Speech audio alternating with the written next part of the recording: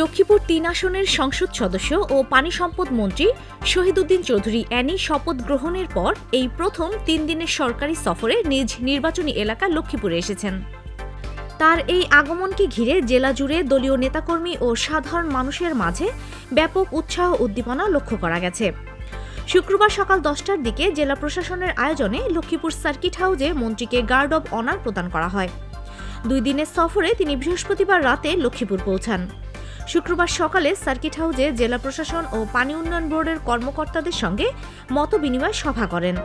এ সময় সাংবাদিকদের প্রশ্নের জবাবে মন্ত্রী বলেন, সড়কে চাঁদাবাজির কোনো সুযোগ নেই, লক্ষ্মীপুরেও তা বরদাস্ত করা হবে না। তিনি জানান, প্রধানমন্ত্রী তারেক রহমান ইতিমধ্যে মন্ত্রিপরিষদের সভা করেছেন এবং আইনশৃঙ্খলা পরিস্থিতি স্বাভাবিক রাখতে বিশেষ নির্দেশনা দিয়েছেন। রমজান মাসে দ্রব্যমূল্য নিয়ন্ত্রণে রাখা ও উন্নয়ন কার্যক্রম অব্যাহত রাখতে সংশ্লিষ্ট সব বিভাগকে দায়িত্বশীলতার সঙ্গে কাজ করার আহ্বান জানান তিনি। পাশাপাশি সদর হাসপাতালে চিকিৎসা সেবা নিশ্চিত করার বিষয়েও বিশেষ নজর দেওয়া হচ্ছে বলে জানান। মন্ত্রী বলেন, লক্ষ্মীপুরের দীর্ঘদিনের জলাবদ্ধতা সমস্যা নিরসনে বৃহত্তর নোয়াখালীর আওতায় ভুলুয়া নদী খনন ও রহমতখালী খাল পুনঃখননের একটি নতুন প্রকল্প গ্রহণের পরিকল্পনা রয়েছে। প্রকল্পটি বাস্তবায়িত হলে জলাবদ্ধতা থেকে মুক্তি পাওয়া সম্ভব হবে বলে আশা প্রকাশ করেন তিনি। এছাড়া মেঘনা নদী ও রহমতখালী খালের পাড়ে ভাঙন রোধে সম্ভাব্যতা সমীক্ষার মাধ্যমে স্থায়ী সমাধানের উদ্যোগ নেওয়া হয়েছে। দেশব্যাপী 180 দিনের কর্মসূচির আওতায় খাল খনন কার্যক্রম শুরু হবে এবং এতে লক্ষ্মীপুরও অন্তর্ভুক্ত থাকবে বলে জানান মন্ত্রী।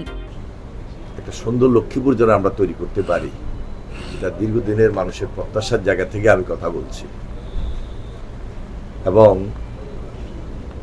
এবার নির্বাচনে যখন গণসংযোগে গিয়েছি, সবারই আবদার ছিল, রাস্তা এলাকায় জলাবদ্ধতা, অনেকভাবে অনেকেই বিভিন্ন সময়ে বিভিন্ন কারণে বঞ্চিত ছিল। এই বঞ্চনা, বঞ্চিত অবস্থা, অবহেলার শিকার হওয়া, সব কিছু আমরা এখন যেন নতুন লক্ষ্মীপুর গড়ে তুলতে পারি, নতুনভাবে নির্মাণ করতে পারি, সেই দিকে আমাদের বেশি নজর থাকবে। তিনি আরও বলেন, দীর্ঘদিনের বঞ্চনা ও অবহেলার অবসান ঘটিয়ে একটি আধুনিক ও উন্নত লক্ষ্মীপুর গড়ে তুলতে কাজ করা হবে। বিগত আন্দোলন সংগ্রামে নিহতদের আত্মার মাগফিরাত কামনা করেন এবং তাদের পরিবারের প্রতি সমবেদনা জানান। যারা বিগত আন্দোলন সংগ্রামে গুম খুন শহীদ হয়েছে, আমি তাদের আত্মার মাগফিরাত কামনা করছি। আমাদের দায়িত্বশীলতার সহিত কাজ করতে হবে।